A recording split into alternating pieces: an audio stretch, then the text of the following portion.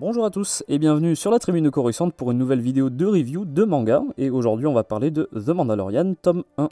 Alors là je pense que je vais pas forcément faire de partie sans spoil et avec spoilers puisque c'est l'histoire de The Mandalorian, je pense que vous la connaissez. Et du coup ce sera une vidéo assez courte pour vous présenter tout ça. On a donc le premier épisode qui est adapté dans ce manga là. C'est dessiné par Yusuke Osawa.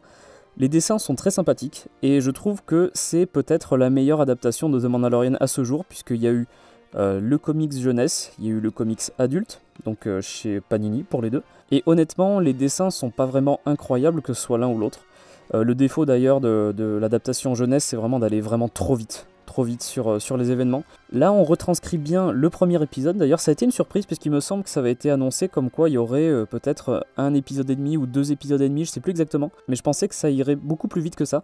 Mais non, du coup, pour le tome 1, on a juste l'épisode 1, donc vraiment en entier. Pour le coup, c'est quand même bien adapté, il y a bien tous les mêmes événements, c'est très bien dessiné par Osawa. Après, le défaut de ce genre d'adaptation-là, c'est que ça rajoute pas grand-chose à l'histoire. Si vous connaissez déjà l'histoire de The Mandalorian chapitre 1, c'est la même. Après, ça a quand même le mérite d'avoir de jolis dessins, c'est quand même agréable à lire. Si on aime bien The Mandalorian, je vous le recommande du coup. Mais après, c'est peut-être pas forcément un des mangas les plus importants. J'ai bien aimé en tout cas comment les combats étaient faits, avec par exemple IG-11 à la fin, contre le gang de Nikto. C'est vraiment bien fait, les dessins sont assez bien conçus. Le style est assez agréable à lire et, comme j'ai dit précédemment, c'est vraiment pour le coup, là, la meilleure adaptation de The Mandalorian pour l'instant. Donc à voir ce que ça va donner pour la suite, mais je pense qu'on aura droit du coup à un tome par épisode, ce qui veut dire qu'on va avoir peut-être 24 mangas du coup. Je sais pas s'ils iront jusqu'à la saison 3, peut-être qu'ils feront que la première saison, mais en tout cas, à voir.